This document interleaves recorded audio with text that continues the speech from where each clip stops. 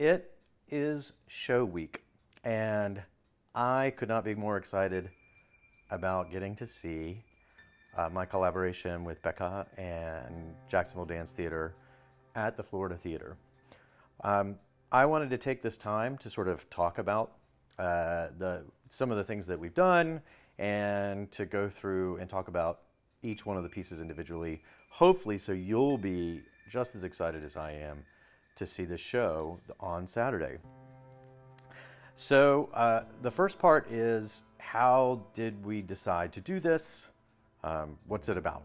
So it's called Disorder, and to go back, I have really great colleagues.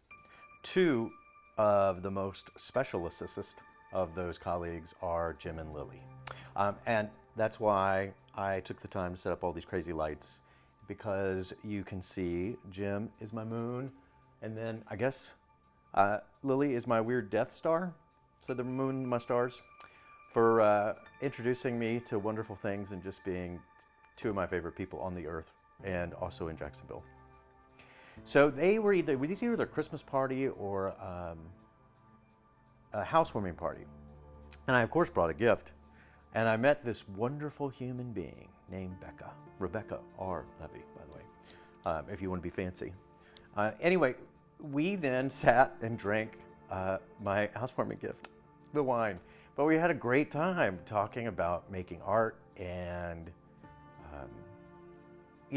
that we knew that we were going to do something and we were going to create something together. And so I was psyched about that. So I think we got through until the summer, and then we decided to sit down and talk about what we were going to do. And so we were sitting, and she's like, all right, well, what is this going to be about? Right? Really matter of fact, very direct.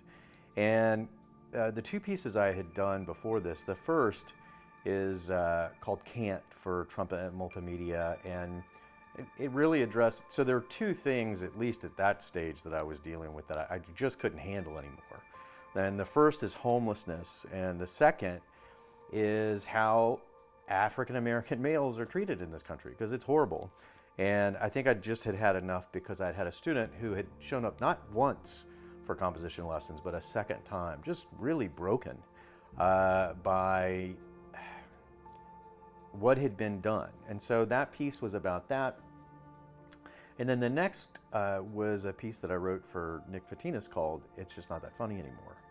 I've had a rough go as far as divorce, having to leave my daughters in Virginia to come to Florida, just lots of really bad stuff. And it just started to and the thing with my job in Virginia too, and just the bullying and the harassment, and it had just gotten to be so much that it just wasn't funny anymore. I can laugh at almost anything to sort of get through it, because I'd rather laugh than cry. So when I started to tell Becca all of these things, she's like, well, that's it. We're just going to do this about mental health, because it's so important, and it's something that she had wanted to address. And so that's what we started to do. So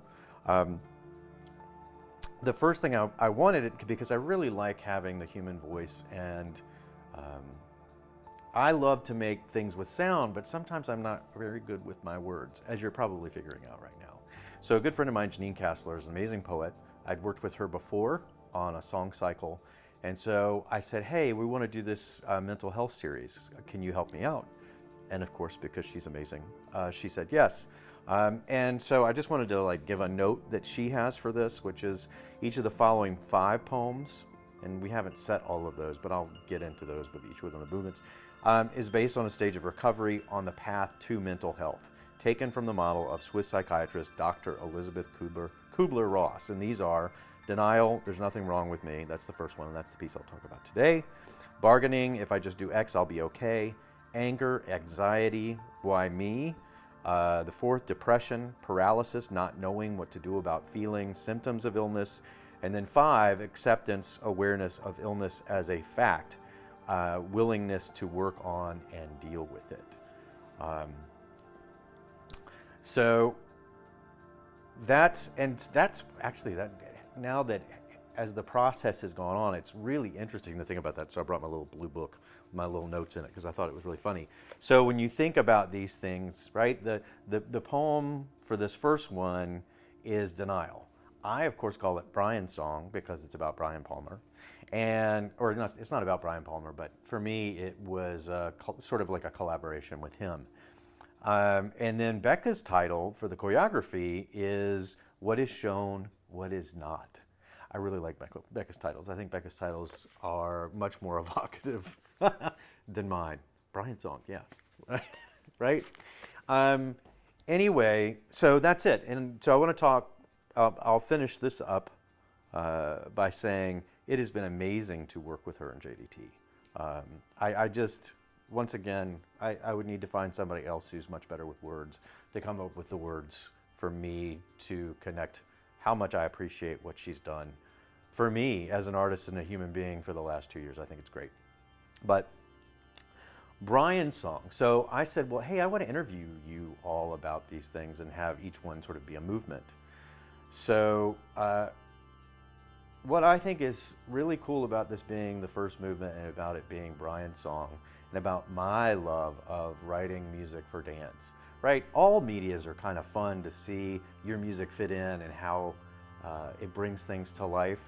But boy, there's nothing like dance that really does bring your music to life. That is one of the most exciting things that I've ever gotten to do.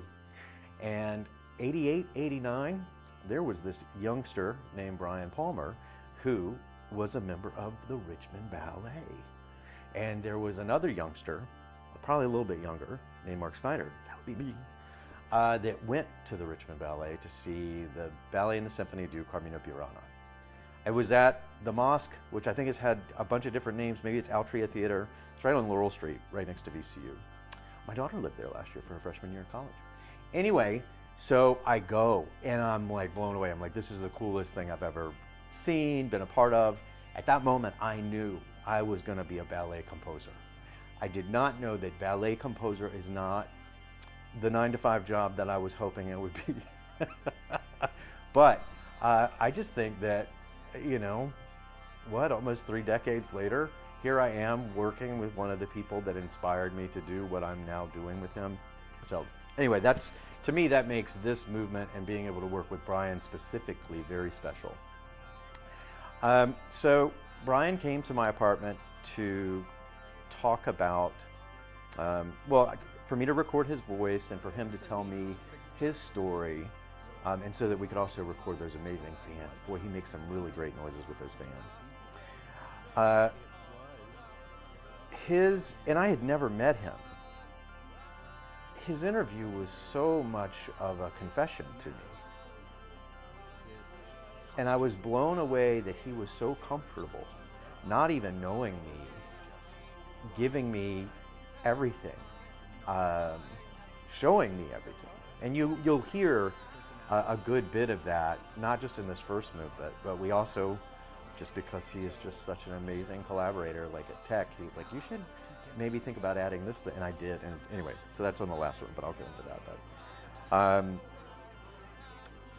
yeah, I mean, he spoke for about an hour and a half. And what I did was I just kept listening to what he was saying over and over again. Of course, I interrupted him a lot. I was like, man, Mark, you just need to shut up sometimes. You might be thinking that right now. But I cut all of that out so I could just play it back, just what he was saying, and those connections. And it was like each time he said something, it was as if he was pulling off another layer and letting me in more to really just understand what he was saying.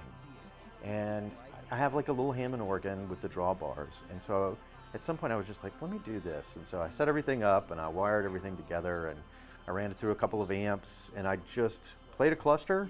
And because it's like the little Hammond organ keyboard, I was able to use the sustain pedal. And I just held it, and as he was speaking, and each time he would reveal something, right, as I was listening, I would just start to open the drawbars up even more, even more, even more. And so that was the first part of how that interacted with him speaking to me, which I really like. I mean, it's just sort of, it works really well for me.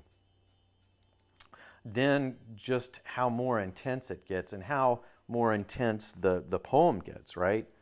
When you read, and I'll post the poem below this, but for denial, you know, it's about all of these things just getting worse. And right, so slicing through the fog, I cover ground, action, calmness, purpose in my stride. Anyone can tell my mind is sound. I just, I just decided I had a melody in my head, and I felt like everything just needs to accelerate. And so that's what I ended up doing, is sort of pushing this so that it accelerates. And you could sort of hear that as the piece is evolving with the sort of filtered arpeggio of the synthesizer, and also just sort of the tremolo that's going on in the speed of that, and how it's sort of wavering back and forth as you're sort of maybe not descending further into insanity, but more sort of the problems are continuing to accumulate and you're not addressing them. And so that's the part of the denial where it just sort of connects with me. Just a glacier on the surface, crystal crowned, while underneath the piercing shards abide, anyone can tell my mind is sound. When I was doing this, I was just running in place when I was singing. I don't know why I decided to do that, maybe to raise my heartbeat.